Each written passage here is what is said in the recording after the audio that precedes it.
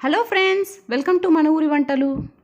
మీరు ఇప్పటి వరకు మన ఛానల్ని సబ్స్క్రైబ్ చేసుకోకపోతే సబ్స్క్రైబ్ చేసుకుని పక్కనే ఉన్న బెల్ ఐకాన్ క్లిక్ చేయటం మాత్రం మర్చిపోకండి. ఈరోజు మన వీడియోలో అమ్మవారికి నైవేద్యంగా పెట్టే దద్దోజనం టెంపుల్ స్టైల్లో రావాలంటే ఎలా చేయాలో చూద్దాం. ముందుగా అన్నాన్ని కొంచెం మెత్తగా వండి పెట్టుకోవాలి. దద్దోజనం చేసేటప్పుడు అన్నం వండాలంటే ఒక గ్లాస్ బియ్యానికి 2.5 గ్లాస్ వాటర్ వేసి ప్రెషర్ కుక్కర్లో మీడియం సెగ మీద 4 విజిల్స్ వచ్చే వరకు ఉడికించుకోవాలి. అలా ఉడికించుకోవటం వల్ల అన్నం కొంచెం మెత్తగా వచ్చి దద్దోజనానికి పర్ఫెక్ట్గా ఉంటుందండి. హై ఫ్లేమ్లో కాకుండా మీడియం ఫ్లేమ్లోనే వండుకోవాలండి దద్దోజనం అన్నాన్ని, అప్పుడే పర్ఫెక్ట్గా వస్తుంది. ఇలా వండుకున్న అన్నాన్ని వేడిగా ఉన్నప్పుడు మెత్తగా చేసుకోవాలి.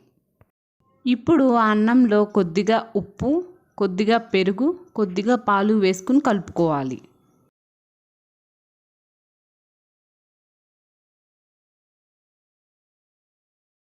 ఇప్పుడు ఒక కడాయి తీసుకుని అందులో 5 టేబుల్ స్పూన్ల ఆయిల్ వేసుకోవాలి. ఆయిల్ వేడయ్యాక ఇందులోకి 1 టేబుల్ స్పూన్ పచ్చిశనగపప్పు, 1 టేబుల్ స్పూన్ జీలకర్ర, 1/2 టేబుల్ స్పూన్ సాయిపప్పు, 1/2 టేబుల్ స్పూన్ ఆవాలు, 1/2 టేబుల్ స్పూన్ మిరియాలు వేసుకుని కలుపుకోవాలి. ఒక 2 నిమిషాల తర్వాత ఇందులోనే 2 ఎండుమిర్చి, కరివేపాకు వేసుకుని ఫ్రై చేసుకోవాలి. ఇందులోనే సన్నగా తరిగిన పచ్చిమిర్చి, కొద్దిగా అల్లం తురుగు వేసుకుని కలుపుకోవాలి. పచ్చిమిర్చి ఆప్షనల్ అండి, వేసుకున్నా వేసుకోకపోయినా పర్వాలేదు. పచ్చిమిర్చి ఫ్రై అయ్యాక స్టవ్ ఆఫ్ చేసుకోవాలి. ఈ తాలింపుని ముందుగా కలిపి పెట్టుకున్న అన్నంలోకి వేసుకుని అంతా కలిసేలా కలుపుకోవాలి.